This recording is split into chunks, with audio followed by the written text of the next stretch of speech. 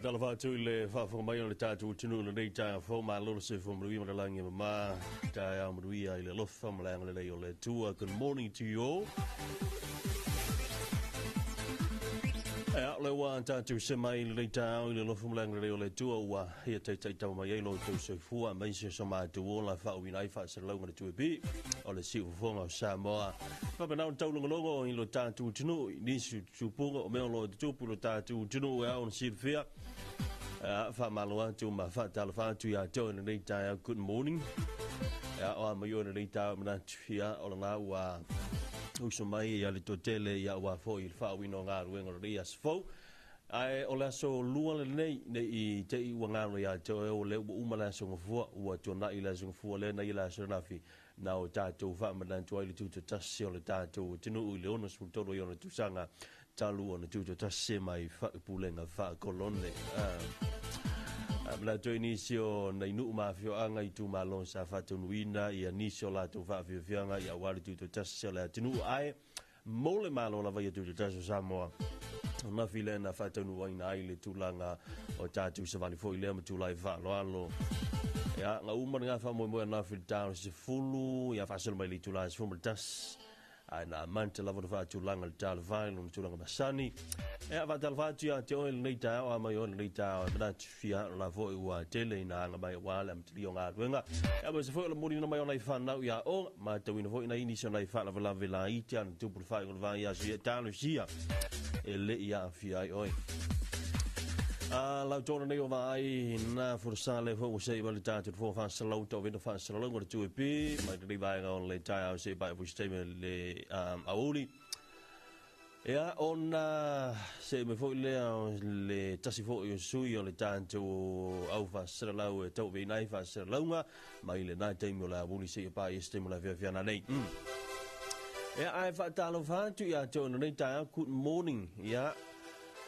wa ile le na tau fo ile le tanto wa malo mai se ia o le fa mai te ia le va fo ile le bisasi for my Talofa with a smile. But this morning I would say good morning with a smile. Breakfast or no breakfast, smile. Ai le voi le si kuinga fu la ka smile li ka ngwa ko la manga ya mai kanga le ie o ele si ko inga me vo ile au le mai lo foi se dulo ai mo wa pupu ka ngala go ya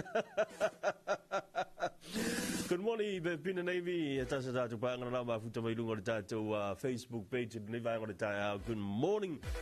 so vom ri va ai ma futa ti nei Brisbane Das wir Brisbane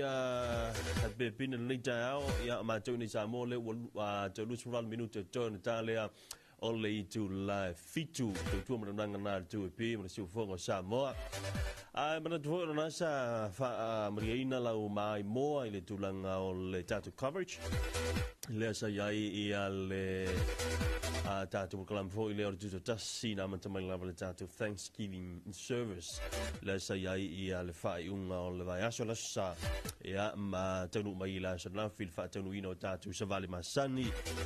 I only tell via the good news for this morning. The SKBs, so the prisoners were escaped like a week ago or this last week. They just caught by the Samoa police yesterday. That was a very good news for everyone. Ya ile asala na fi yo fa malo le sunga ya le ya tawa le sa Samuel o Samuelu ya o le fa ulunga na o le tatu fa le pui na tanu la le sa ya te ina tatu team le na sa yo nga pu inga le wali inga o ka o le lio lawi titi to alima le lio ni seto ya o ila uana do lua lena to sola isme me fa le pui ya le vai so ya na ve fu me se fa pole ina na vai so va so tonight ve fu me se fa pole le tatu tinu but the good news that was the good news to start with this morning here o le tulanga fo isa ia ia na tala wa to tele tatu no pole ai o le mema tautia o le na maua mai o I te tonu lava I le tūlanga fo I le o le area lea, the urban one. The urban area e pe o na ili taulanga. O le Samoa na fi ulolo whaatai I neighbor ia po tātou nei tangata fo I manai tua o I le sao la tau maua lea tala, ma lipo tia nilam tā ngā luenga o leo, ia mahalo lava mo lau tau fo I ngā luenga tātou ngā luenga whaatasiai. Also, Talofa lava to La Fionga ia Josefa Omo, good morning from Manukau, Auckland, New Zealand, maloto tua tunuu, manuia tiu te o leaso.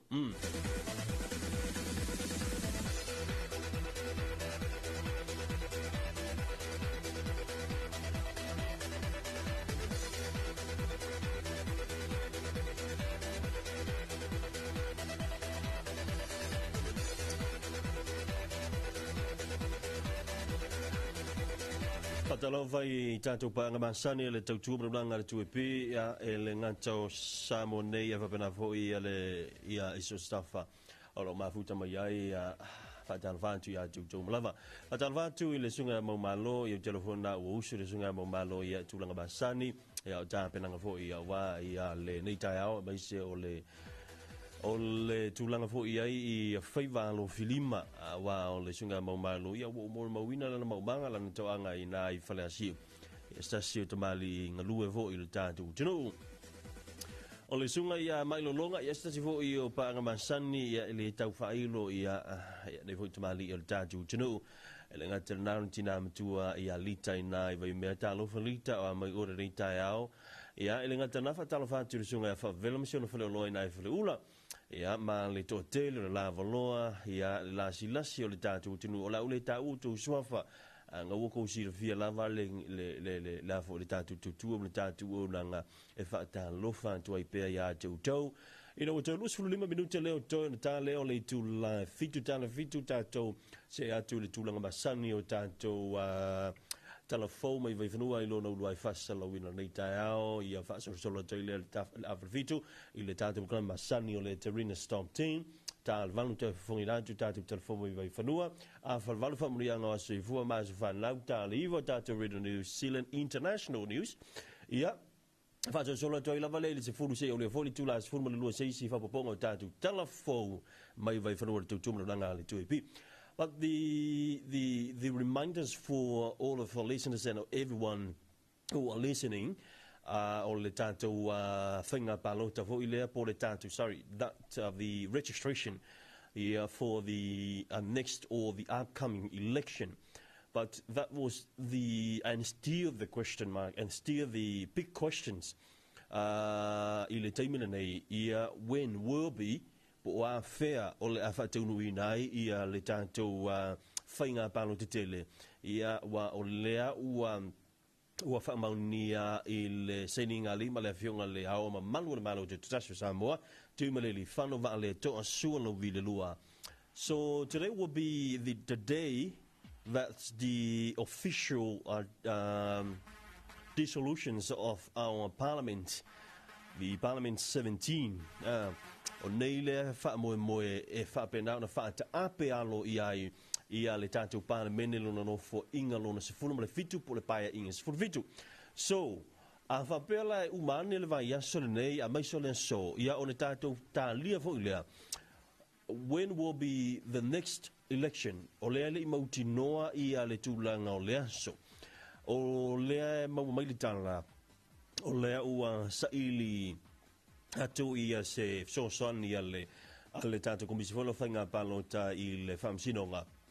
Se ia mai se tūlanga o se whautuanga ia posina poro inga fo le tau whamanino ona e wholinga mai e le o manino ma mai o le tūla whono ona pe e wholinga mai o lo I aise vala ma se whete ina inga o le tūla whono whainga palota ma le tūla whono po le whaavai maa ulunga o Samoa, the Constitution of Samoa. So, o le tūlanga la tau ia pia fōlinga mai o le isi vaenga la sa waifa mai 3 months. Lono winga tolu masina mai le aso e whata ape nai le parliament, but that's for the official foilele I le mai ai o se pae inga. Pa tole mele tau tuli loa whea tula utala lea on tātou anga tu foile sin tātou whawhia. O le mele tuli loa pia on wha ai loa fo I le komisina whainga balota. Ona ole mele o tupu ele fa pe ua mai alo ia le tulanga o le tatu paia inga o lea ua whapena o na whaanta ape a o le mai a ia langa ia le term te tau na mai ai pa to le tula fono la vala to ia ma le whaavai o lai au mai o lo ai ina ua mai a pe ua whaanta ape alo ia le pāle mene i le mai ai o le 5 tausanga o 5-year term ia ona whapena lo lea ona whaitau mai ai na ia masina e toe a matai ia le tulanga o le leisi whainga pangota for the new government. But o le mele un tupu, o le whaita ampe ele iuma, tu sala o le vala na le tau mwhai e tau saili. Ma isa whautuanga fo ilea ile tātou whamsinonga, ia ile tūlanga tau na iei. E tauna ta o te ia vaenga lea ia walo sil fia patala vatu le sunga ia matile matiasi Talofa le sunga maria tiu te laso ma futa tu nei Amerika Samoa ia Talofa lava ia o le voisa nei le ia le taitai o le malopo le tata usufo i tua oi ia Amerika Samoa le finga de governor sili ma no falitua ia na ve fo mo malo fa lo ngia o le tata tu tasi ia o le tausanga lua anfe lua sefolo malelima. It is 20 minutes after 20 minutes away from the hour of 7 o'clock or 20 minutes to 7 this beautiful morning. This today is Tuesday, the 3rd of June 2025. Thank you for listening to your Radio 2EP, the voice of the nations. Ma lo lava le tatu tino ia le ono sa fo ia tulanga inga wenga mtiu te sa o tau whenga iei. Si tātou se atu si na tātou whaafia ngā nei fwoi vānga o le tai ao ia o na tātou te se mai lea ia wafo i le tūlanga o le whaawina o tātou pakala masani lunga o le tautua mnuranga a le 2AP o le si ufofonga o Samoa. A se tātou le sunga ia pōluan sa pale taonga ma le whaafia ngā o whaingoina le penitala. A whaia ni o walo whaanga tusi mai le penitala. E ma whai ona tau whaongana rapa i reisei. Yeah. Ai a whai e te mana o lava tusi mai le peni utu le se a whai na rena vaenga. A o le tala fo i le it doesn't matter.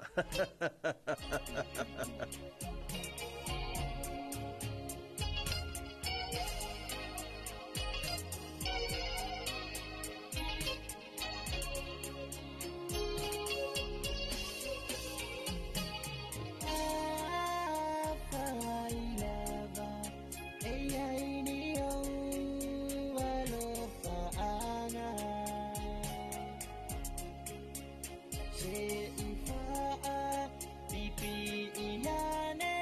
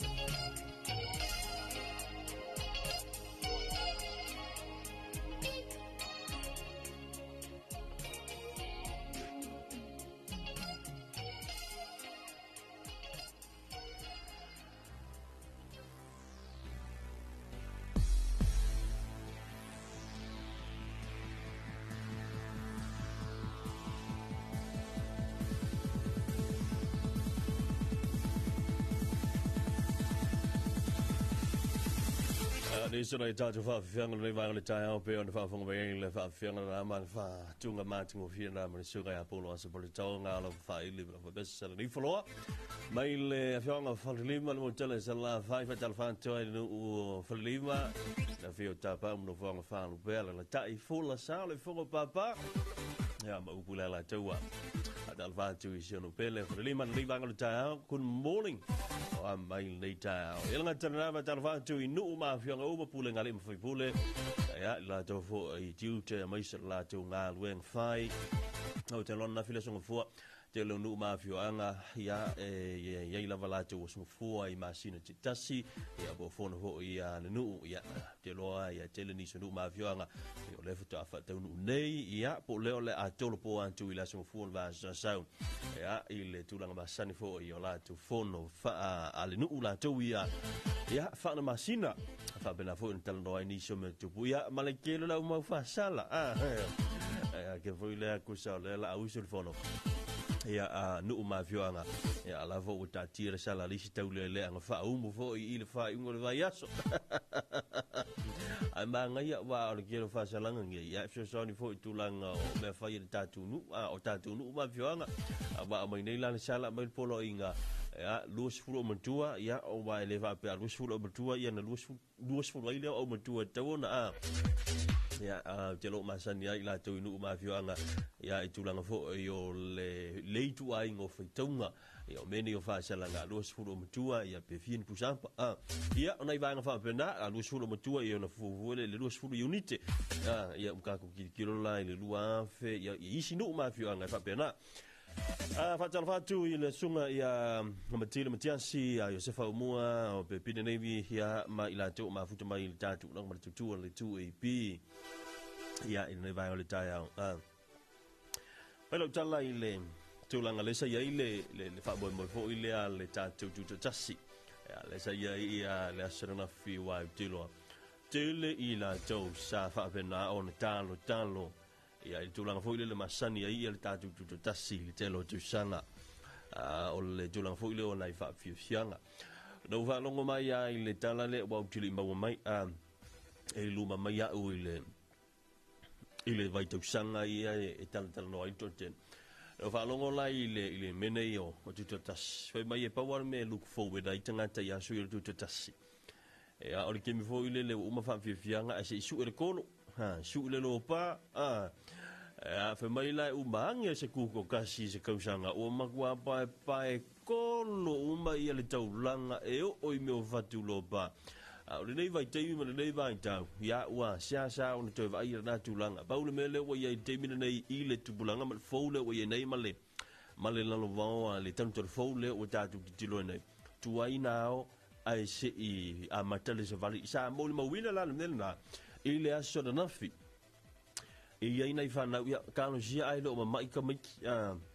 ngai konisi maurulunga wae e na palasi tibunga o la ua fanga solo le se vali o mai ku se o ku o kiluma le vanga fo ile ile the main stage le ile o malo ma talo mai no fionga malo pa mi o ma kwasi su wale isi vanga ya talo si ia ile ia pe o anga la vai ma sania ia na mori mawina ile telo te sanga ia mai se fo io tu langa o se vali wa e savali le ale tuto tasi o le afa pena na fa mawina i te tonu o local anga so you will pass that to your children ile lumana ia o le taimi le ile ono sutonu tau sanga o Samoa e tane fa ai matu o i tai o ma matu fa ia onga kuso moli mau ia le ola e moli mau ile lumana le la lumana e moli mau i lau fanau ia po fanau lau fanau ia pe afa ia te ulia awa te na me tatu te leilo e te tatu te le tala noa ia mali tulanga ia o kako ulia mali le ulia o le mena le mena sisiles ala mingo tala fai lau tala ona o le tulanga vo ile le ua mai tawina ai ia le nei swinga fa pena wow o vaenga la vai sa o ka mo mai kai ai i lo ka vai kai mi lo wa ka mo mai ai o me ne tu nga fatasi o me o Talofa fa Samoa ia sa ia te mina fa ia tu tasi nei Talofa fa Samoa per gigi o le tolonga o Talofa na sa te no fai ia o le taunga la pala pa foi le fatino ai me o fa ngai me o lunga ma so le winga la fam telanga o nei swinga na tatu tele ta ma o bela fa pe o le tatu ta ma o pe i le fainga le o le la foi tatu te anga i mali la vilu ma so i fuanga mo le langa la ko ia ai fa talo fa tu ia i le totele o i la tona malanga mai ia sa mo le mawina fo ia le tu fo i ma le lofi fo i onisio i la to le sa tunu mai lo tatu tunu ni fa mo fa la inga ma vo la no ai fa mana tu vata sei ono su tu sanga e fa mo ya tu la to anga lo sala tu sanga le kala foi la mota ya o le va solo le le fa nga solo i la tu fa mo pi la tu se vali le ama tele so fa mo na sala tu sanga wa le te tu o i nei vo inisio o to manu o Talonga le o la kapi ya pe o nei vo le sunga ya so Michael Jones a wa mo jilfia o le sunga ya Michael Jones ia pe o le fa tumutumunga na o le proclam men selam tu sanga mo ta le o fa nga solo nei lo Sir Michael Jones Foundations wala sente nei le sa fa ia ta press conference por tanto filo inga mal pulenga fo ia mai se komit fa fo o le selam tu sanga nei ala la no titolo to na fi ia te fuisa tu ne lunga ia le we nei Michael Jones to vaenga le sunga ia anti luputia po ia luputia ni tele ia onisio o to manu ia ale ko ki kilo kwa le sunga ia sa le se yuli la nafi ia tulanga fo isa ia le ia nisio fa mo a mata le ale tato kala pule awa o le fo ia fa mo o se taimi o le vaiansa nei e te tala lo ia le la to fa le fo ile o fa ngoina o le la to fale na e te tala ina i le vai asolo nei ina i le no fuanga le lo i fale o ngal malai fale o foi la mata lo no winga ia ni sina fa mo nga ia mal le fa tati anga le o fa tati el borgala me ia le tanto kala fo ile mota wal fa na twino la tu sela tu sa fa talva tu le sunga ia la lo manu ia Ele nei tai awa tala whātula no manu māngo lava le usu ia te o nei tai ao, ia.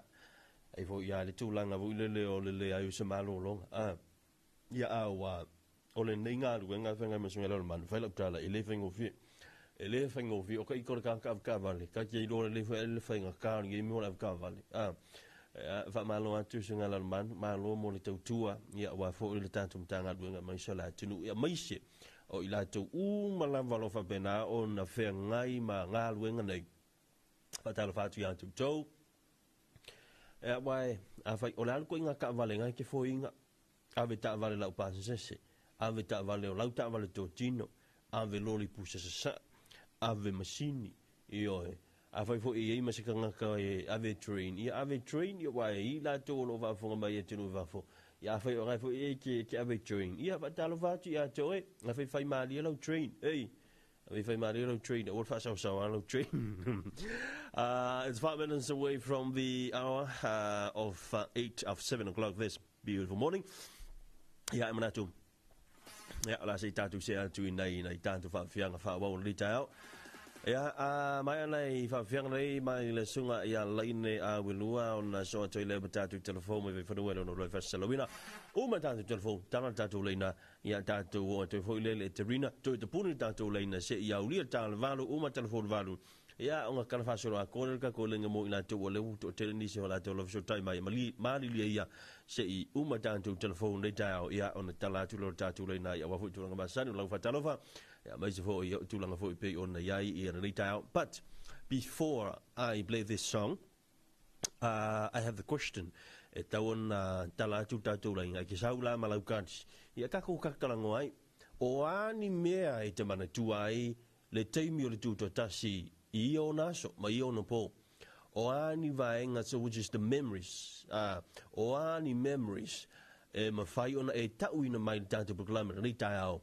E te mana tuai ia le tūto tasi. A whai o isi memory o le teimo tūto tasi, ai whai lo kulinga malaulo miti ua e abe ka e sami, that's a very good memories. Ia, ai o la tatuanga ia tu tatu whawhenga nei masunga ia leina e awe lua.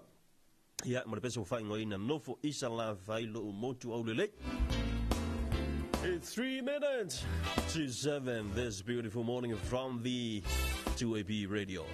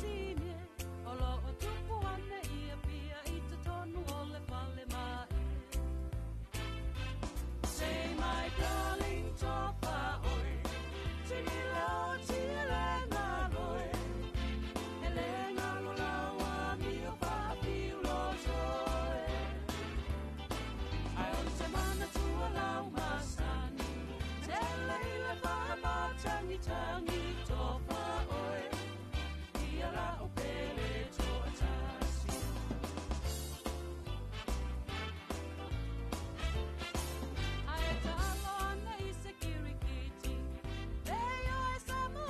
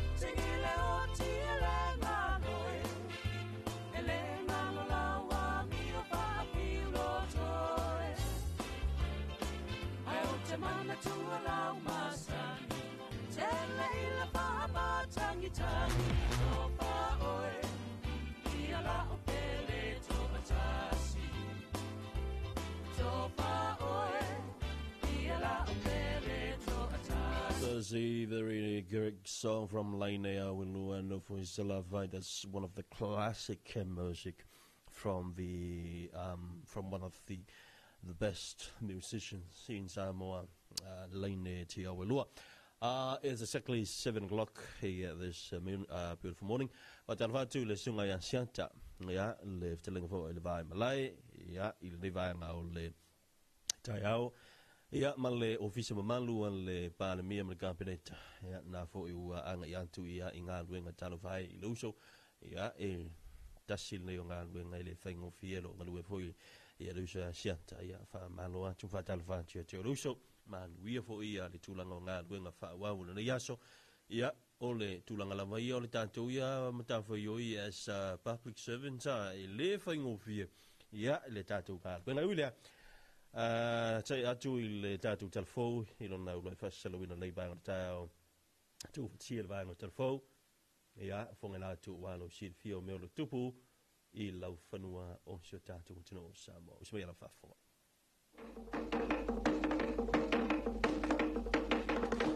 Whaafafonga I Talofa wale si ufafonga Samoa le 2AP I lunga o anala leo 5 amo wha mo tasi o fitu tesi male wha iwa tasi tesi male tasi male wha mo iwa lua tesi male tasi ma lunga o le Sino app mai moa iai I lunga o le 2AP Facebook page male ala ate ale malo le TV iwa le si ufafonga o Samoa le 2AP Talofa lava le whaafonga le tātua tunuu ai alo mai o se whaapoponga o Talofa mai vai whanua. Talofa lava o Talofa mai vai whanua. Na whaatumulia lo mama o tole malo I le tunuu. Ai meise o malo mai whafo le tae awana na whi. E moli mawina le sisi na e o le tanga vai o le saola tonga o le malo tutu atasi o Samoa. E whailunga ilo na ono se fuma le tolu I tausanga. Taluna saola to mai I pūlenga whaakolone. Na whaalia le langolango ma le whaalolongia o le whaamui I le lofi atua unga whaala putuputunga matanga ruenga le malo e ka le sia e o lawa I paanga le tātou malo e ala I le awai whaatasi I le savali whaaloalo na whaia I matangi la lua na saunoa le fionga le pāle mea tausi o Samoa I awhia me na mi mata awha I le ngalo le whaiva o le sa ili malo na whianga iai matua a umawai I le asaino le ngasu o le taiao mo se malo sa loto. O le polo kalame o le whaamana tuina o le tutu atasi na amata mai I le asosa I le sauninga whaapitoa na whaatinai nei le malu o le ekalesia katoliko o lo oi muli vai.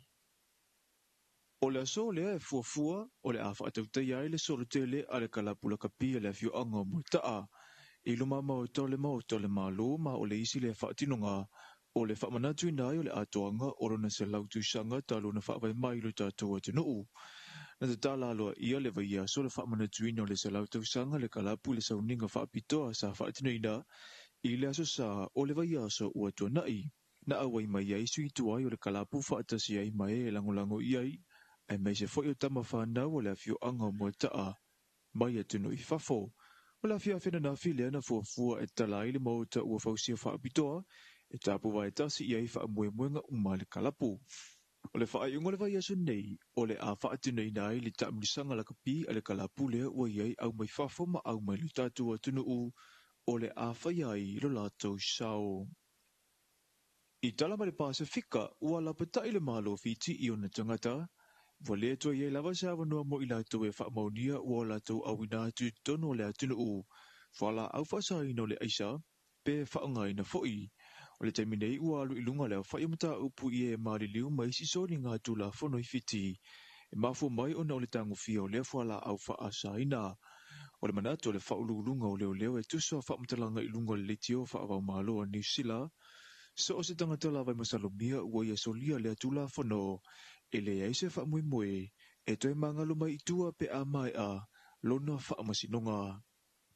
Talafona ua mawhai o ne tu whaatasia mo lau whaafonga Samoa, toi tuli te tau mai e le isi na whaapopunga i se taimi o iluma le nei aso, ai manui tele fuafuanga, whianga ia i maisio tātou o tunuu. Whaafafonga i Talofa le si ufafonga Samoa le 2AP i lunga o ana la leo 5 fase fulu amo wha mo tasi o fitu tesi ma le wha iwa tasi tesi ma le tasi ma le wha mo iwa lua tesi ma le tasi ma lunga o le Sino app ma i moa i ai i lunga o le 2AP Facebook page ma le ala ata le malo le TV iwa le si ufafonga o Samoa le 2AP.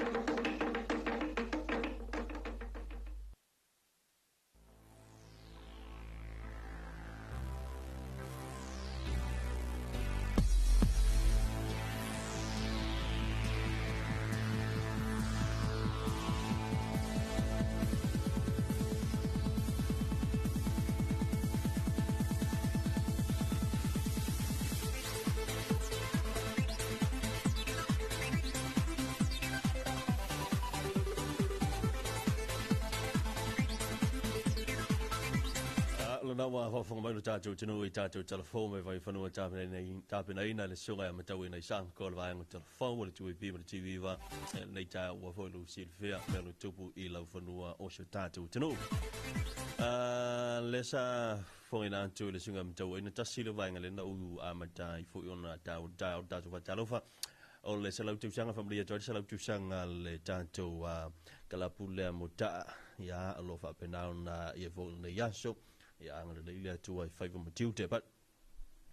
o le sa uta ua stimul ni vai aso talala tu whalefoli le clubhouse ia ai pitai ia o le ua u whauntu mautino mai o na file na tala ili tatuk le clubhouse le na le urukapia mo taa ina no whangana ia i le malaya o le whalea onga ia le awhioanga mo taa ia na la sa tala nafi ia sa wai i ere sunga ia Sir Michael Jones ia manisi o sui tua i uma ia maiso tamali i hia i longa fo i nita longa le kapi la tenu. O nei le wa matana matai le savali le na matama i luma le fiso fui muta le ono be ona utitiro to la to por kala nei ta. O le upu fa filoa i le na sauno i ai le prestene le sunga le fiunga le nta i Victor Tamapua. Ia on so ile ma sauni nga lotu le pesa ta pena ina e le whawhenga taulangi ia o le kale sia whaaptonga Cristiano Samoa le whianga monta ia Reverend Sim Kweva whaatoafe saunoanga utu na sauno ia i le whianga tamaitai palamia ia o palami tausi fo i tātou malo le whianga ia whiume na o mi monta awha ia o na so a ile ma le sui fo i o le kalapu o le lupi o le te fono lea e le whianga fo i le mitua ia to whaiono Dr. Iupati futai ia on so ile mo family o se lau tu sanga le sa feula ina ia le moli o keke fa mana tu se lau tu sanga ia mo upu fai u le fa mo ia e fa pena on sauno ia le Preston le fionga le tai vi tama popant o le kalam na fuling mai le kalam le o te titilo tuai le ono i le tu la sutasi ia le ia le kalam le ale amana tuino se lau tu sanga sa le o le ono i le itula sfutasi ia o le savali na ma moele o le family fun day o le amatatasi i le itula fa i le afia na nei so that o le mana ia o le tapena ngani o se lau tau sanga mo ho ni aso ma nai taimi ho i o matua mai so fana ma inga pe vola ona i la tau programa le fa pe o le family fun day o te alfa tu ai le tu fene ia inga ia stasi fo sui o tato telefono e vai vanua ia okay loa o la ua tapena ia wale fa moe ia fa mo ia tu se lo tu sanga la fioanga ia mai se ia o kala pule a muta ia la fioanga muta ia la ble wale fiole le fionga ile mutua ia to fai ono ma se foi ia le fio asi patu ia te na ne foi mo ngia manu ia matama pua ma upu e fonta ia wa ia muta ia mai se o la fioanga va dal fatu ia ile mamalu mo ia la silansi o la fioanga muta nei vai ngol tai ao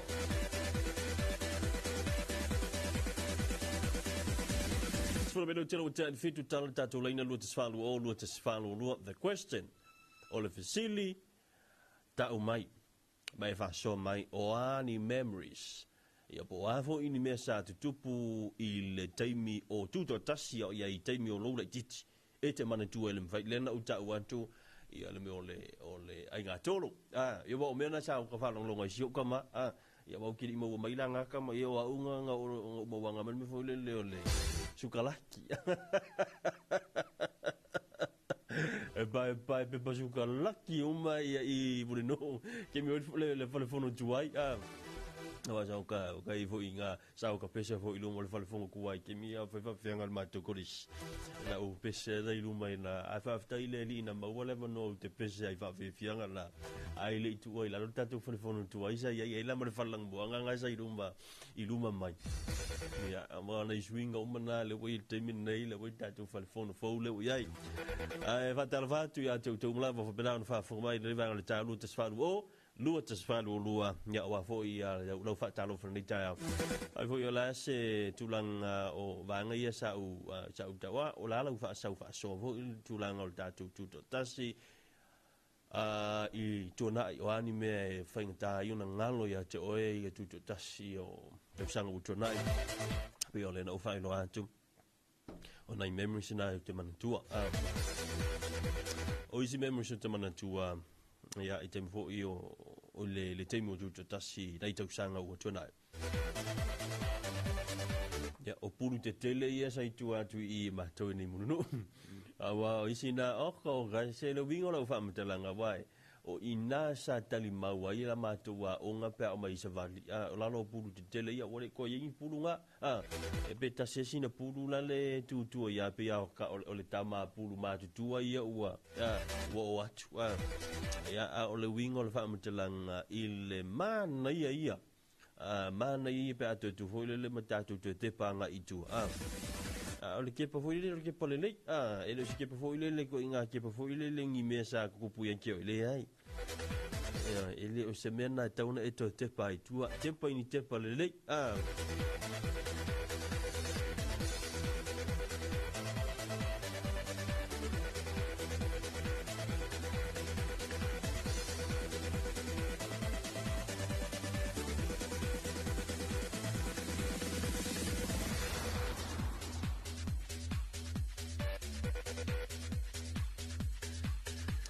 Adalvatu le sunga ya Pepe Li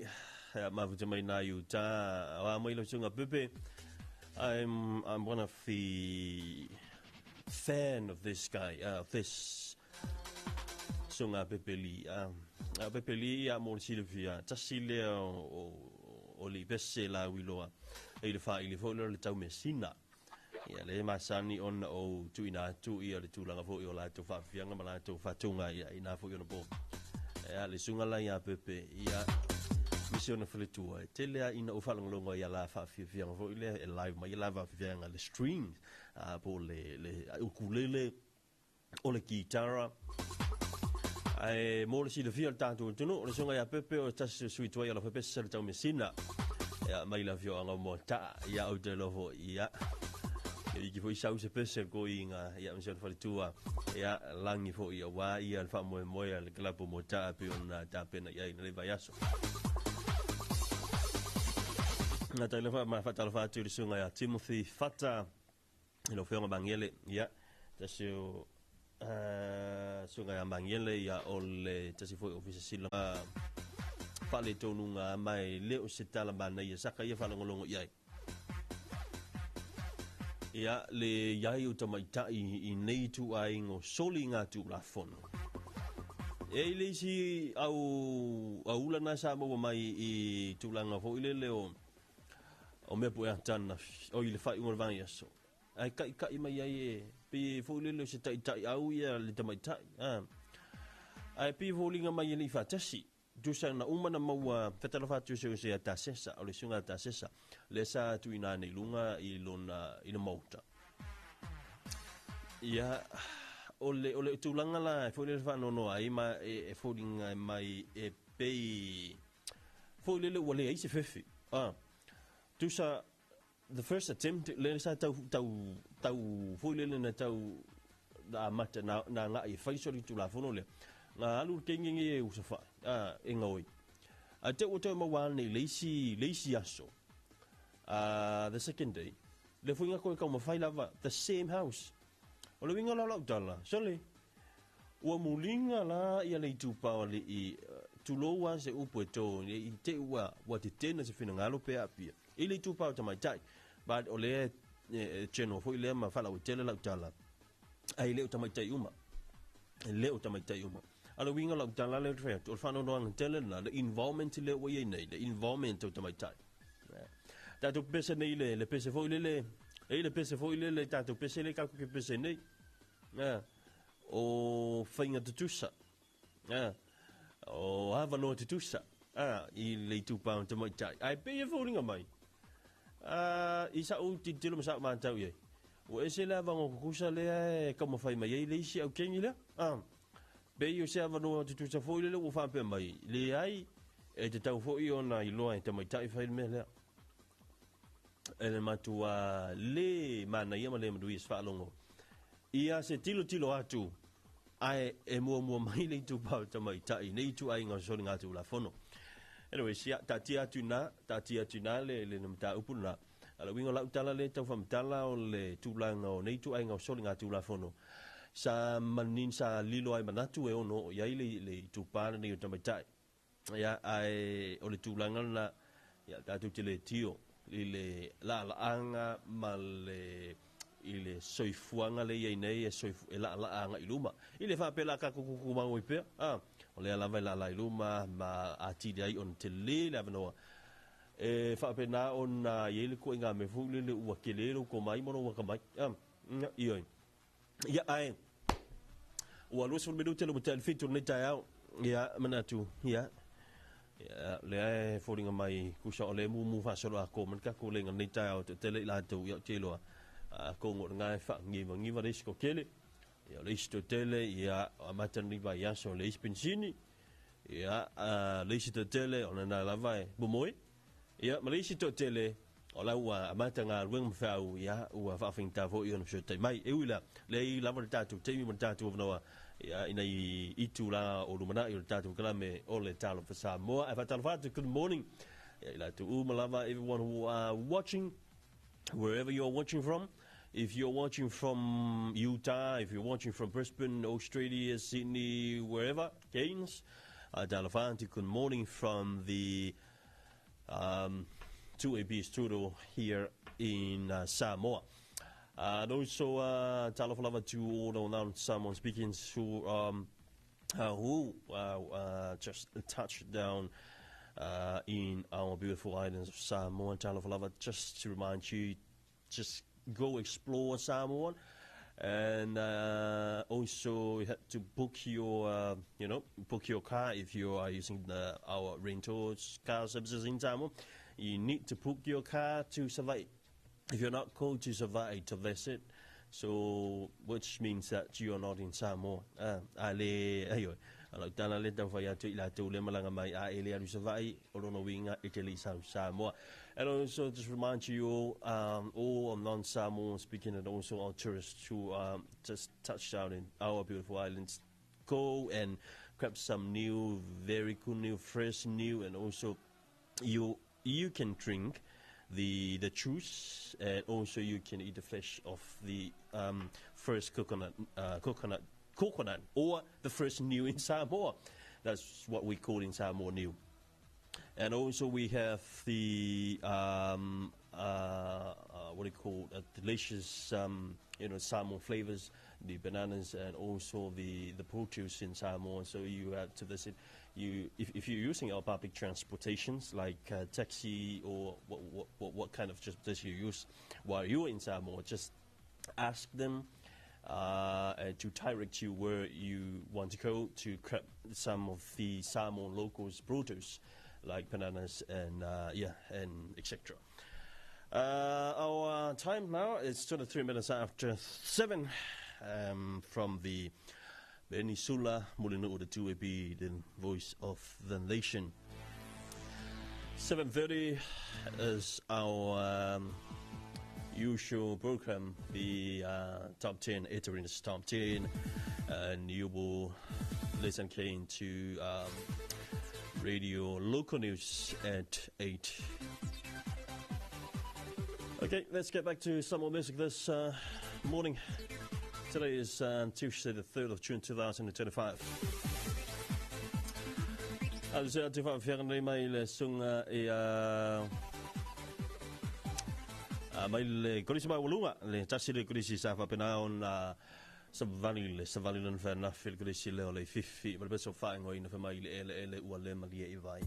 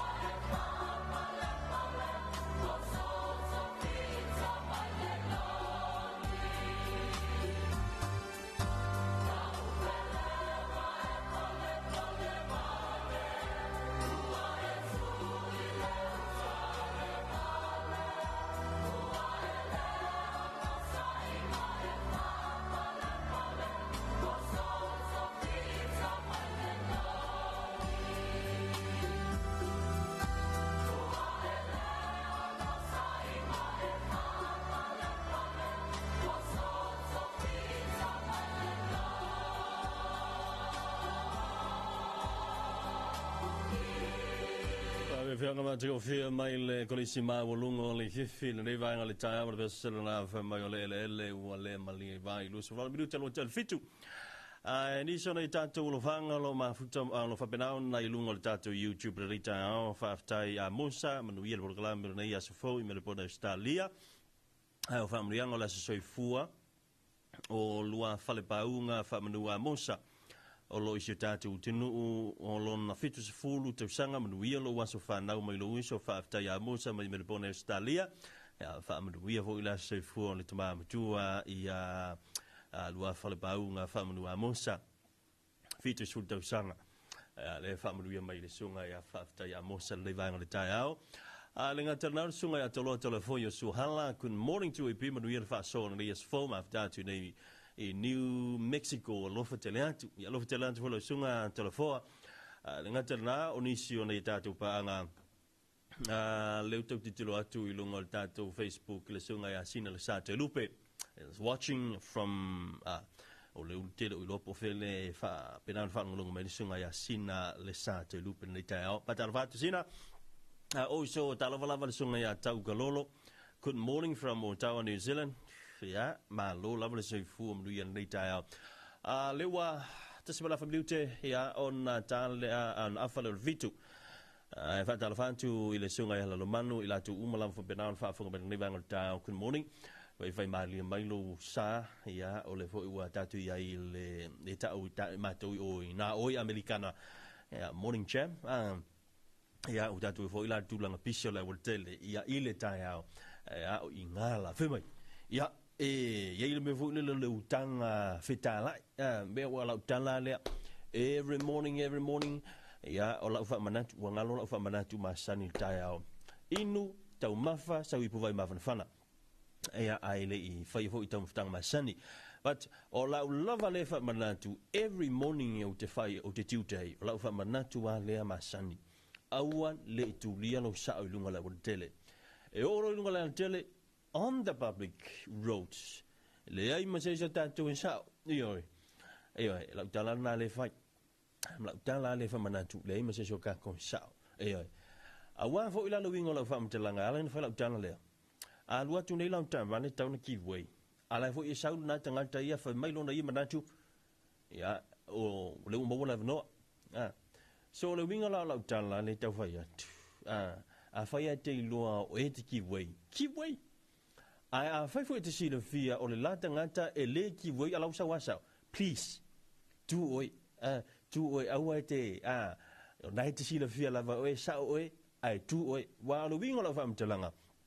la sa wa o la nai te sila fia te ona ki voi ala la o e loko fa mai le o sa o sa le kawa ki voi ala ke va ko la sita vale ya o le wingo na la tala o tatu ia tano doanga le tai o fa manatu fa manatu mo o tanga ta fainga luinga lo visa va ia upengi a kor ko lo upengi la ukana fa kia o you're the best employee of the year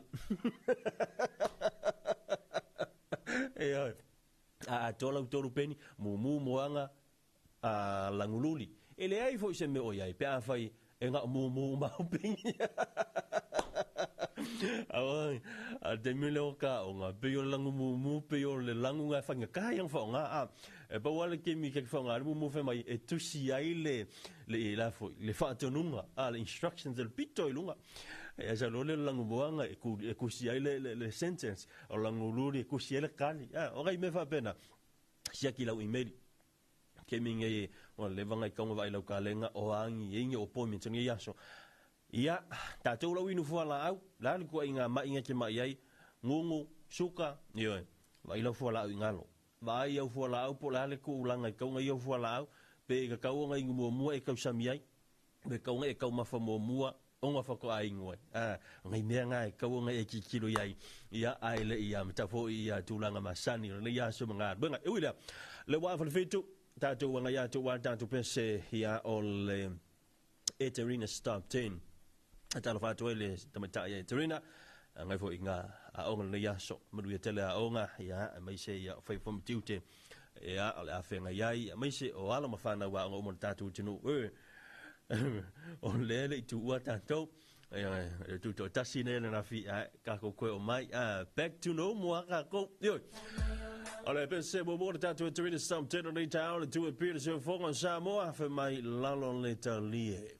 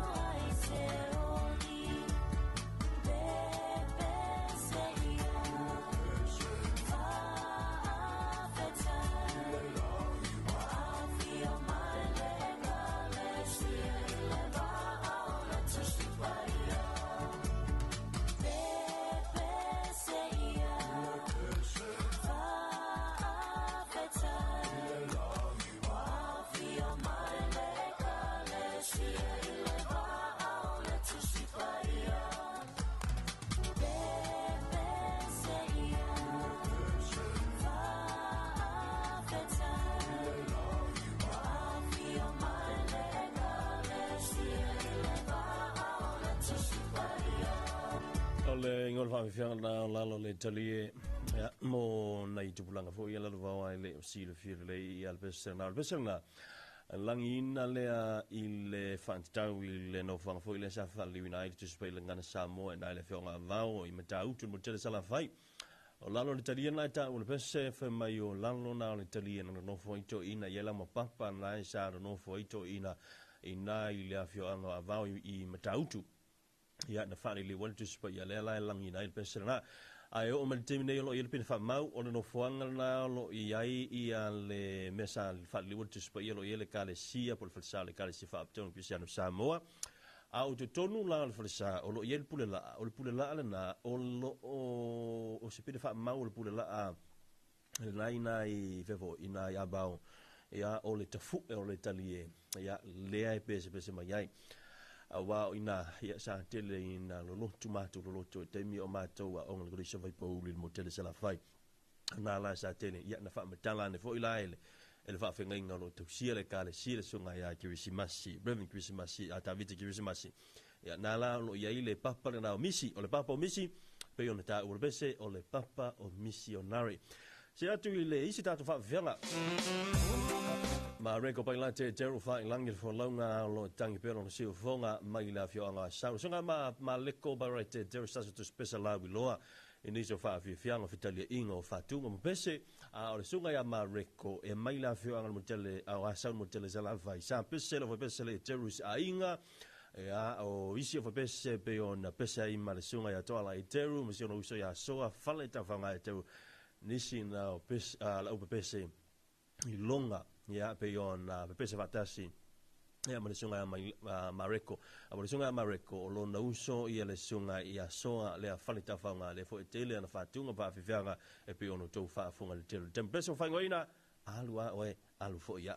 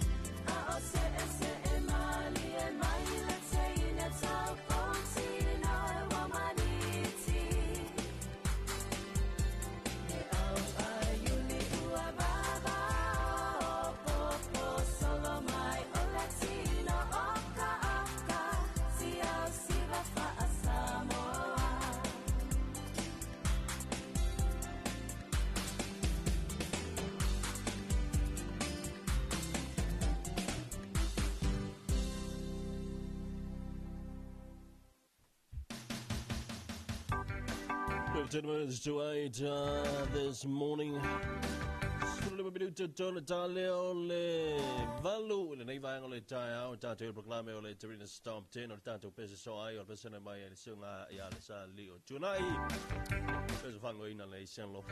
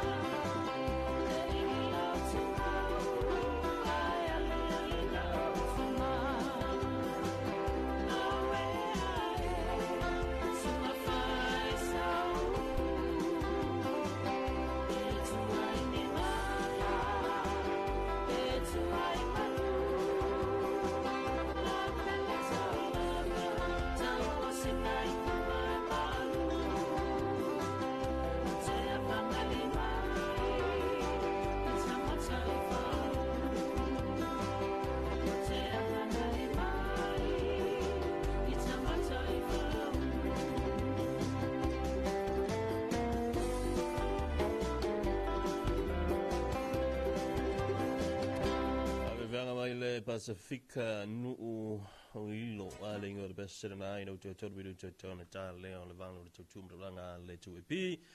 ya ida to fa fianga on le terrain stamp ten ta urunga to le eterinas il fa fianga me ani set fa le moe beso fa ngoina lango ilo mwenga maya ya ona te fa fun mai le ta to telephone mai vai fanua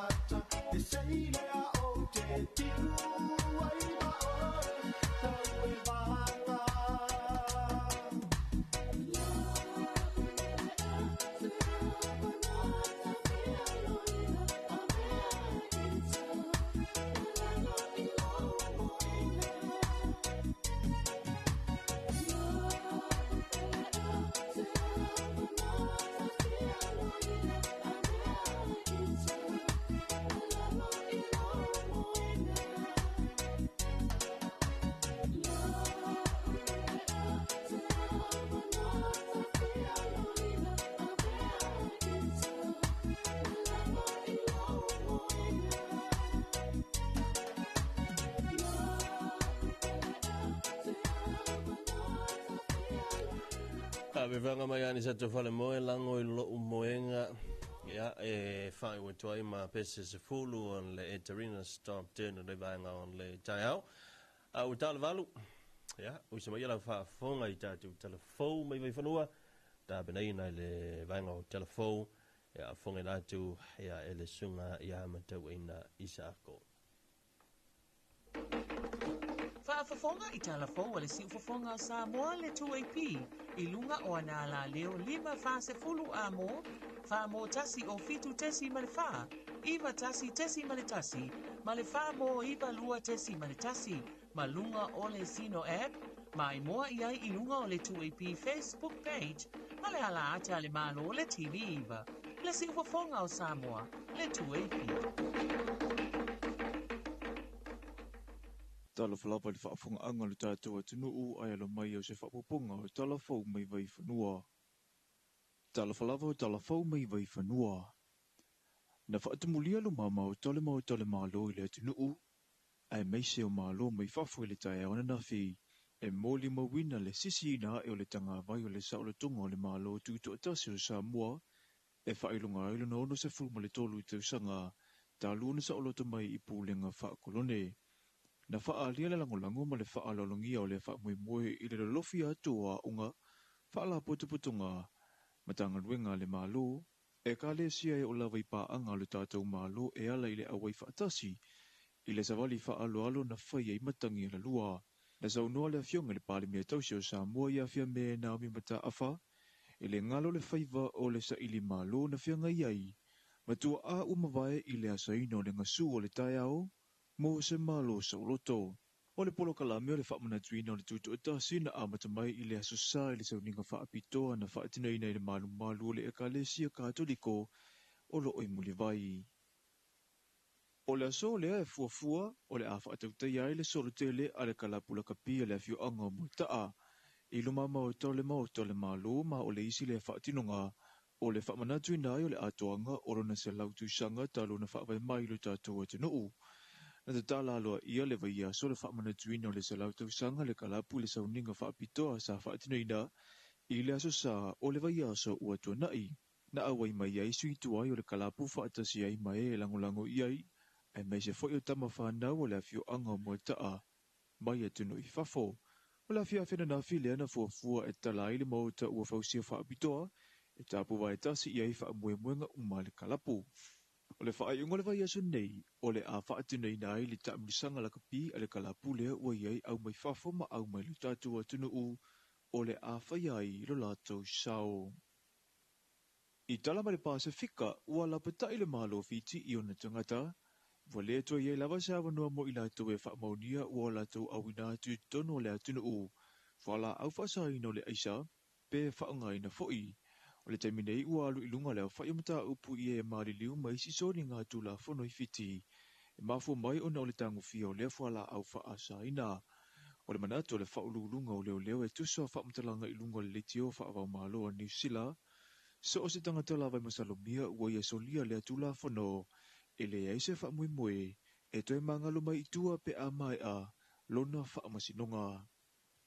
Talafona ua mawhai o ne tu whaatasia mo lau whaafonga anga Samoa, toi tuli te tau mai e le iso na whaapoponga I se taimi o iluma le nei aso, ai manue tele fuafuanga, whianga iai mai sio tātou o tunuu.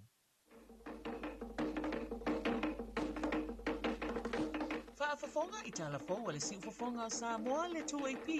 I lunga o ana la leo 5 fase fulu amo, whaamo tasi o fitu tesi ma le wha, iwa tasi tesi ma le tasi, ma le wha mo iwa lua tesi ma le tasi, ma lunga o le Sino app, ma I moa iai I lunga o le 2AP Facebook page, ma le ala ata le malo o le TV iwa, le siufafonga o Samoa le 2AP.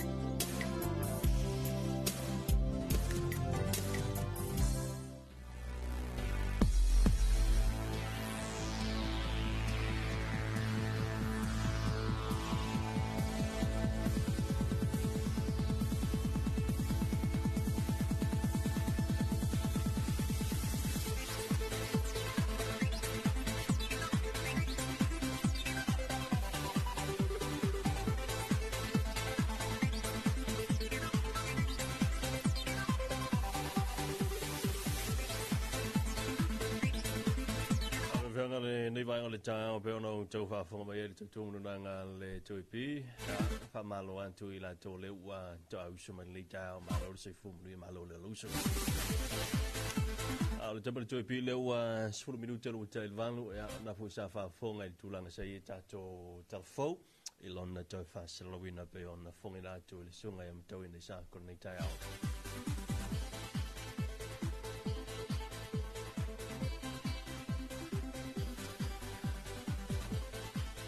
Ja, o le voa tala tu tatu leina. Lo te sfalu o le lo te sfalu lua pe fai ina I alofanga. Ja, we se hol tulanga ina I famlianga o se fua ma se fanau. O le sole e fa bena ona fa ta ampealo I il ban mene. Il malo Samoa in pa ingalo sfuma fitu. E na ua mai ona tuina mai malo lenga la fionga I le a malo le malo te tasio Samoa la sentenei e am failo ai le tulanga I el fata apeina alo I ai ole pale mene o Samoa le to hoila ona fata apel pale mene ona to fo ia le ole faipule as citizens ona winga le fo il faipule e leo se faipule ia ole fo o ia o se tangata siteni o Samoa o le afa pena fo ila ona ia tulanga masani e a fai o le ia ini a senta fo ia al malo I lo fanga ina ia o le afa pena ona avisia pe a faina na e fata ape alo ia le pale mene ai o lo tu mo pe le tato malo o se malo tausi po le caretaker government ia pe ona iai o le tulanga fo ile le ina fai ona solo le lava ia le running on malo dem le out tali ai se new administrations e pe mai a se fainga palo tawa le sile na fisilia lo ina fa talava tu le sunga e to le foa to your flow center Stanley o le commissioner tanga o le officer po le commisio fainga palo tatu no ia o se mane tau ia o le va on la usuma ile fi o commissioner nei tau se mo le tu lai lima o no winga fai foi sin pisi o le fi o commissioner maisa le tu langa nei o tatu ia I le vaitemi o le tau whaanga yo ina o se whainga palo ta ina o mai ai on ta ape, whata ape le pāle mene e ui o le futa whata ape alo I le so ia ape o le so ia tusa ai ma tulafono ia o le afa pena on counter I lo ape whai taua tuai mai le so ia aso po o masina ia le tusa ai ma le vaingalo ai tulafono ia o whainga palo tamo le whaavai ma ulunga o Samoa e whaapena ona whaitau tuai masina e whaataunu ina ai le isi whainga palo te sa ili ai se isi whainga malo e nā te tau veina no whoala malo ona tātou tino o Samoa tuto tasi nā watala whātu ia I lātu malawa sa ngā lulue ia I le pōna pō I lātou na ngā lulue ia I ngā luenga fo I lea lusul whai tūla ngā luenga mana o mia au nanga mana o mia lusul whai tūla watala whātu ia tiu tau ia I lane fo I vaenga ia o le tai au malo lava le on sai malo fo I le tautua le tātou turu wai e te manatu e le whaingo vie ia o tātou wala wina ia I hoi lan fo I le teimi e kako ke ngongo wa makaanga sauru me fo ngal pise vai ia o e mana pe o se le lava ia o le whaalongo tinga ia mai wai le tūlanga fo I le olo fati give up ia na te iale o whapepe ane ala ia lea ia ma taona le to iaise a nganga fo I le e wha ua waise me le leipo se ngā luenga ia ai o te loa te lea I tatou ia e whape nā lava le soi fuanga mo le o langa wai e le tu ma wai pese le I la fo I taimi e tātou te whenga ia I matulanga o lui tau e lofitu ina aino tātou tau mwhai au te loa ia o le li I la vai whape nā o na whatasi so se wha moe me so se fua fuanga pe a whailena tātou te tuu ia te ia o tātou wha moe ngā uma whatala whatu I le sunga ia le ato ngaunga ale tuitonga fui ava Talofa lau whiong wa ai mnu ira polo klai mafuta atu I Siano good morning for I le sunga ia tau kalolo from Otara, New Zealand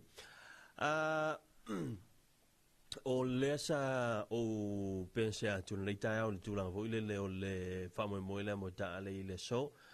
lai whanga solo ia tūlanga fo I o la tau programa whanga solo ia i le tūlanga o le whamale tuina la tu se lau tausanga o le kalapula kapi. A kukua kalango ho ilo la ia mo ta ia au te iloa e le ai se le sirafia le telo sui tuai ia o le fo kalap ia wa ata watu le wingo la whamtalanga o mota ia markalapula kapi mota e pe o le tasile na kalapu sa auto va ma ia le tele o alo mafanau mai nuu mafio anga se la tenu tu sa le na o afi na ele na o alo mafanau la afio anga mota na ta alo le kalapu nei tele niso ila to mai niso nuu mafio anga na longo ia sa fa penan fa fa le atu ia o la to se fu hoi ia fa tamata alo i te tonu o le kalapula kapira nei mo ta fa manuia te atu la toanga se lautu sanga ia o le tatou kalapu mo ta e pio na fa mle tuina i le nei va yaso mo le nei vo yaso ia ole si va nga pio na ta u foi ia o fa fo mai lu tatu tunu le tatu ia nei de masino uni ia le ua tolu ia so le masino uni le tatu savalia ia tulanga fo ile leo o wa o le tulanga lea tele lea o tapena i o tatu tunu o le tatu whainga palonta sistema le whainga palonta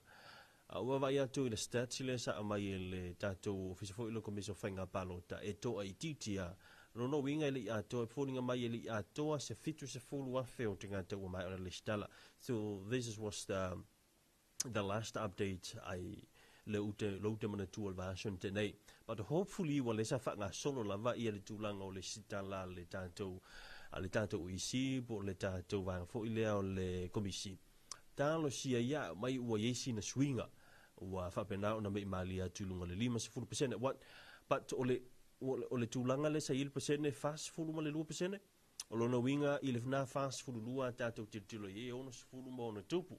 ia fua i le faitau a wha i o Samoa le ilalo i fumale lua salau wafi tangata i tono rea tenu tangata pālota ia tangata pālota le utano ai ia e se meo le salau 5 sefulu salau 1 sefulu o tangata anga vaa i le stala wa mane toho o le faitau a wha ia i o le tātou tunu ia o te lole o le faitau a wha i na le ilalo ene ma le lua salau afe tangata lo i tonu Samoa but o tangata o lo anga va le utano ai ia o le estimate le na lolo ia nei ia e lalo ane o salau 5 salau tu sa fa pena but o le fua fa te tau o le fua le wa o mai nei le o isi ma le komiso whainga palota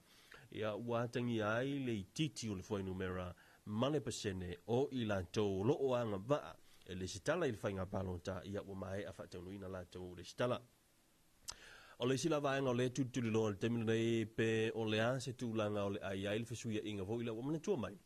i le whaatau tonga la tau ia o le tula fono le o whainga palota ma le whaavae o Samoa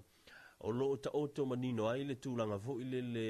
e pe fōlinga o le teimi e ma he ai ia se paia inga ona amata faitauina mai lola ina aso o le si vaenga tāua o le teimi po o le piriota e whaataunu ina i le tūlanga o le sitala mo i la tau e fia tau va ia le ua ma wantu o le ua amata ona whangasolo le sitala o vaenga whangapufai o le lai le au mai le isi na vaenga lo tutulu lo teimi nei o a fea se aso le atitala mai lola avanoa e whaapena o na le sitala i la tau e fia tau va mo le whainga palo tele se teimi wa o le melena e le o mautu le tausanga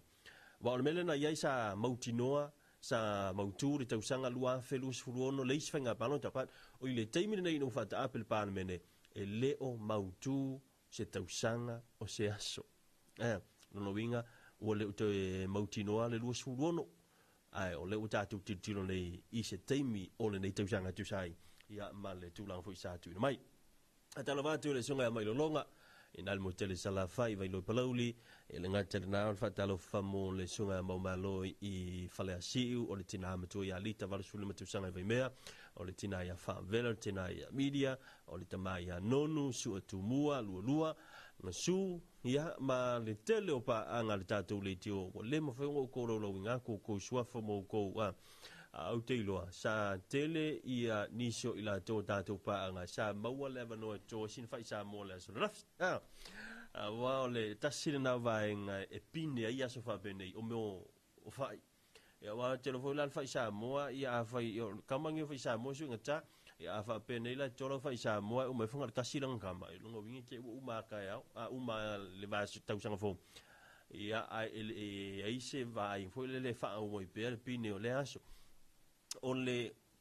la aula tele na fa nga to tele mene i fai ma pine o aso fa manatu o le la aule o le ola o le niu ma le la aule o le ulu wa pio la auna fe mai e umi le taimi e ola i le funga ele ala nga fa nga ka e le to tele na i tatu tu amana i matua ia na foi la au e fai ma pine fa mauni oni mea sa te tupu ia i lea tausanga ma lea tausanga fatalafatu i le nisi o tātou la fo ia tu ma onti o wharamai fatalafatu le sunga Dr. Alawana Dr. Herbert Peter ia ina i le awhionga pesenga ia o le sunga ia Lawano stasi leo o tātou sui ma tātou paanga whaalongolongo telo teimi ka kia lua koe wakula ka whaanga unga kia lua koa tu e pi ala whaalongolongo ma i le whionga ia Lawano Dr. Herbert Peter ia ina i lana clinic ina i pesenga o loo tautitiro antu o loo fōringa mai o loo iai se tūlanga fōilele o ni whautuanga mo le tātou vanga fōilele official vai tau ia ona o le tūlanga fōilele o loo ia le vaenga o tu sai ma wha maunga leo tilo anto le temine tilo nei anto iai lunga le tātou website o le la fa pe mai ia le tusai ma le fa sisilanga le o lo ia fa mtelanga wingo lo wa le tau mo nga sami o Samoa fa mo wina le lima nei i le tai o le ala u fa ma le si fautuanga mo nga sami saute fa pe mai o pe mo mafol e sifo in New Zealand o lo mai pe o sabili fe lo ma lo si o le tua o loa ia ilunga o Samoa me se ngalu mau ma afia i o nga sami saute a fa mai la ngalu nei o mauma nei e ono si tira na maulunga silia male lua tesi male 5 mita ile so ma nga ia tua ile so lulu o mua ma o mai ai winga so ma te tafe ole a fa malo si ai pe fautuanga mo nga sami te Samoa ma na ia le tulanga le o tatu update le la ngote te foi la to le o la nga tu ia wa fa tam soli ingor nga te fale I've just got this update from the Samoa Meteorological Divisions. The Marine Severe Weather Information number number for our country is issued by the summit. And it says that we have valid marine advisories for the southern marine waters. The weatherman says the high pressure system to the west of New Zealand continues to direct and moderate southeasterly winds across Samoa along with the southerly swells, impacting the southern seas. So these waves and swells activities are likely to exceed 2.5 meters today through Wednesday, resulting in a strong current and rough seas, particularly in the southern marine waters. Therefore, the marine advisory remains in force for Samoa. But the potential impacts, so the strong currents with rough seas, so no winga makwa so ala sami mo ila to ya ona e tapena tu ya wa foi fatam so inga ole ngate fale 24 minutes after 8 lusu fa minuta le uta ina ile tulai e valu ne va ngoli ta o le tatu tu fa wow ya nanga ya ale tu e ole si ufonga o Samoa.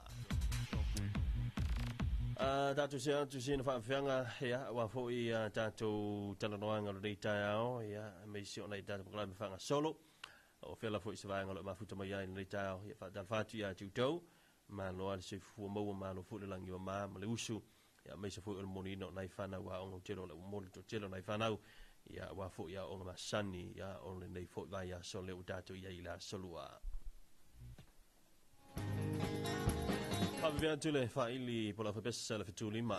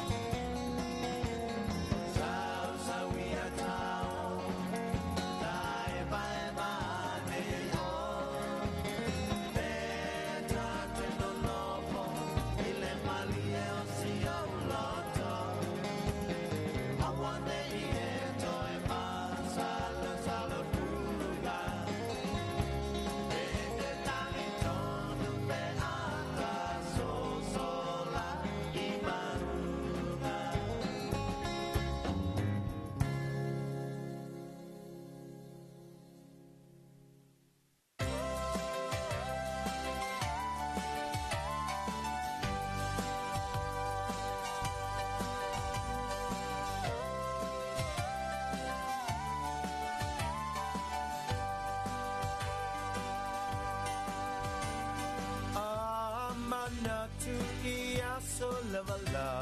ua te a ele mawhai na ngalo e ui ua lewa sa tau mawhai e matua so talumanai Nei Samoa ua I una e tuto atasi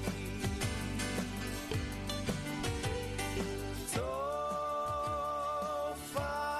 ina I tua ala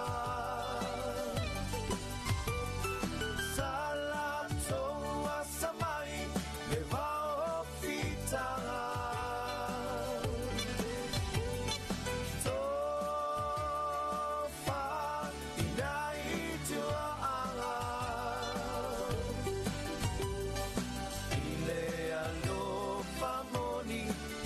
Samoa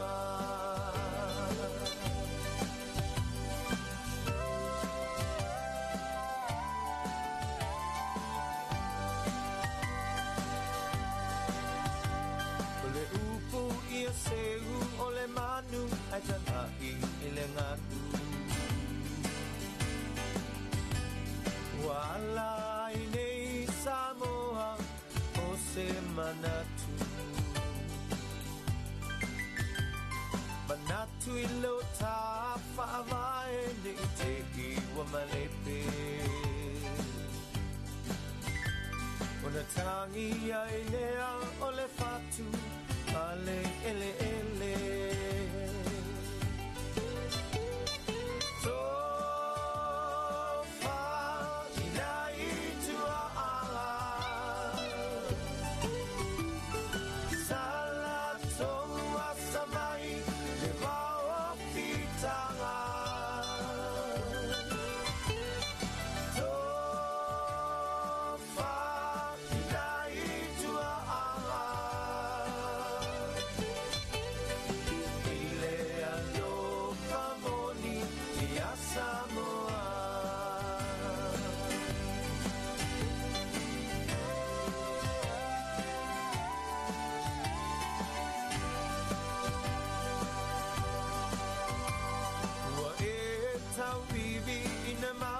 So ai faasili Ao ai le matangi you so e failonga te sa ili De ngalo le lo fa I sulu ilo sulu ngatiti Na e mawala ia ole ala e anga I ile tini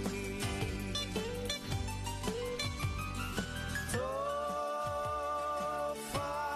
ina I tua ala Sala toa samai le vao fitara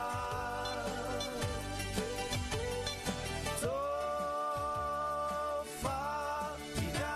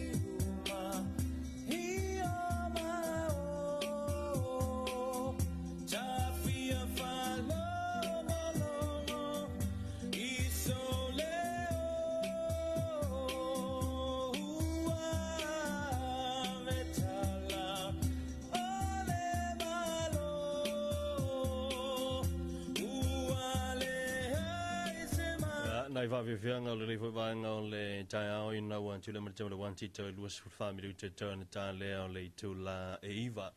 ia tu tu mo ranga fa wa o le tu bi ia o fa bena lava on tu lang fo le ia ile tu lang fo ile on lo pisia le o tele ia I ni se fa manga luenga masani ia me se fo o le tu langa o nga luenga lo anga I to tele ia manai fa na fo le o to ia la usu ia wa ia onga ia me se fo ia o ila to fo I o le ai anga ia tu ia tau sami fo ia me ai nei tamiti au ona merena le wo ga longi ala nga fia le isi wa nga ia ko ia nga ma ko wa io nei ma tu o le wanga fuila le tu le matu o vai comme kia o kambalanga o le makua fia le ko nga kolenga a fuila le la ruio ya kuse e titia sina me fuila le e tau ma foi nei tamai sia o le ke leo le lunch o le a fai ai le talia longa ya matali ile sua ale ave comme kia o ngai fai le nga mioli o le ma tan fatu ia I la wa tavale lu senga la tavale la pasese inicio la tavale la pasese a filo inicio la to sa tala no me fo I nei vai asu tonight ia I la to lo fa fo mai tato le tio ia va tan fatu wa le tu la fo le ia fa benan fai mali lo sa ia ma tu la fo le mai sa ka le la ki la pasese ia fa ia mai fa longo fo le pe o vala au mai le tavale ia o lo saksi le wa yo saksi o le anga ia pe vala me fa pe o ka o fila wa makanga mangifi yo wa tai fa pe wa so se me al menu tavale e ia me fa ilo mai etoi ia o vaenga mo mia on fa is fu fanga msu ia ai lo vala au mai o ka o fi o mangifi ia va mai kala o la ka vale mangifi e pe ai lo ala mangifi e pe le lo funga le fu lo kia vi ke fi o ai ngai le mafa o ko fi o mira le manko la nga vala au mai o mangifi I kama ia enga vo ye ala fa mai la gala ia mangifi e pe o ko ia enga ku nga le mafa fi o mi fa mai lo male kala ka o vivo le ia kioi ia o ke de ke ara o ke de ke ia o le e fa ta la fonga ta lo ngo le ta ua ia o va ngo le ia o no le tulang fu le o tatu o ta penanga umana I le usuma ta ta pena ia le tulanga o tatu sa va fa pena o le mautinoa ina ia fa pena o sanga le mu femalanga inga ele ngato lo se fu o la tamale au se fu ni so la to ia o lo ko ke fa kasi lo sa po lo tamale o le si vai mai tawina ia I nai vai aso fo I wotona o nisi o fa mai se wa ma pena fo na mol mawina wa telena afia I Michelle vole fana witi o le fo te tiro atu ia I le to saule o le fa mai le o le fulu wa pe o le vai teimi lava nei ma le vai taule nei tele ina saule fa mai na o te lo le mele wa tele ina mai tawina o le fulu le wa malo sinei ona o le tau e fai o le timu le isi teimi o le la le isi teimi o le fautuanga la ia ma le tuala lo ia tautuana le tulanga fo le o le so na fel wai e le o te le fa pe o la wa ai ina la fel wai o le fel wai fu e fel wai fu fo le ia fu la fel wai wai le siko inga fel wai ngali ko sa aluaku I pasiange I ia o le tu nga ferwa ilana e tele ina afia I o le ko inga fa ma linga o le fulu a makala mar kale le fe mai le siva ngol me o kale u e pola ia ko inga kale la nga ki va ko e kale ma lia ia o ala li sikula nga vule le wa makanga le mfa ia wa fa la uso ma ia mar kale umi fa umi ia ma o ai la le tu langa ma tau tia o le o ngo nei tu inga fa mai ona o le malo si lo ferwa fa pe mai ai foi we fa pe mai sori ona makua ia fia pulle o kan kan ngai mako fio fealuai i le tūlanga le lei. A whanu koe ngā whenua i fo i le o e te anes furunua le po a o le whatu a aru ko a inga. E le se whenua i le lei la le na. A o le whenua i le lei leo te whai atu ai. O le whenua e ku i e. Si ua med kupe ia wa fo i sa o ngā meo ngā vai aso la ku i le maliu mo le wha poiponga. Wa o le tele o mau whala vela vele u tātou mai tau ina nei taimi o mene i o maliu. Mene i o maliu mi te pefo la mātou ai. Tu se le u mātou maliu e lua u te whalonga atu o fo i lisi maliu. Ia o nā meo mea mwhaina whai. I le whapeni mea fo ulele na tātou whiola mai whakakupunga ngafi. Na tātou o mai lava. Ia o tātou mai tau ina fo i tātou mōle mawina. Ia na fo i whainga la tau ia. Le fo tātou iai fo i le nei vai taimi, nei vai tau le soifuanga. Ka tarafatu le sunga ia matafua whaamatua ina pasau. Tafte tele lau sunga le foi o le tai au. Ma anai a pesa whiriwhiri o proklame a meise o sa vali matala lau walunga o le aso. Tafte tele lava lau sunga matafua. Talofa foi le sunga ia John William Hall. Manuia kele le proklame le aso lau sunga lo fatu matatu i sini i ause talia. Nisi o tātou pāanga. Tele ina whaafonga mai i lunga le tātou radio sino amp. Tele la ina mafuta mai ai i lātou hoile i tono New Zealand. New Zealand tele na mafuta mai ai ni so i lātou whangai na tātou o nangana. Tele la ina whalongolongo mai la i temi hoile le mana vo ngā ruenga. I le awhiawhi po mai a matu ngā ruenga o mako wōn whale. Kako roka ko musika. O te mana tua i reisi a wōna sa te i a le fsoutai mai. Misoli, ko falango longo ko ale le pesele le tiama. Ya. Me ma nga yekele le pesele le tiama. O si le ale si o. E se mea wa mafu ina to e to mafu fau le pesele nei. Le wa rua ku ngel pesele ngai ma ko. Afa mal tala le li nei. Le ai. E te ilo e li uso. Ala no fa ku pesele le tiama. Pe ita te to ya vatu i ma to la talata to le mafu fau lo wa ngai nei samo. Ai po le pesele ma singa pesele ka ma le li le. Po le pesele ma singa pesele un kinga. E te mi o laiti. Ia le langa ko e ka. Ia pe e to e maua i e kama i e langonga le. Ia o pese ma faa fianga po fatunga ia ale tatu la vatunu i linga ngana Samoa. Te pila wati le wa to e sifuru malfitu minuto to de tale o le tu la iva. Mo ila to famluia ina, famlatuina soifua ma sofana ule so famluia tele le tu yo to soifua mo to was fanau. Ang leile tu fo il malos blola ia wa fo i ia tu lango fe nga wenga tu ina la tunu no e kale si a mai so na tatu ainga. Ia a mai se yo tatu fina uma mo tatu chavalinga. Leo no tatu sa vali nei ma fail ka ko ko fikuringa po fe ka ko ki ia pa uma ngi yola.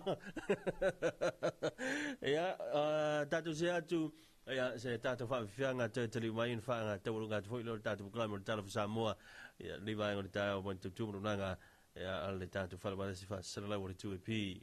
a fianga mai le a fa pesa se mai vai a Rosa.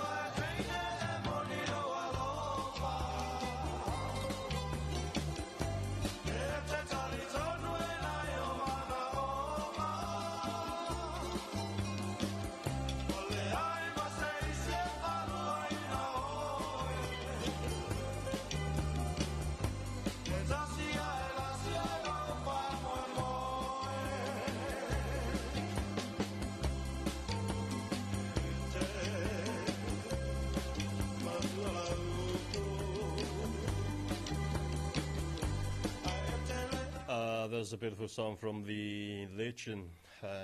Jerome Gray, Fanana Jerome Gray, and his pen, the 5 stars. It is exactly 1 minute away from 9 this beautiful morning. This will be a beautiful day today. So if you're on the road, please drive safely. I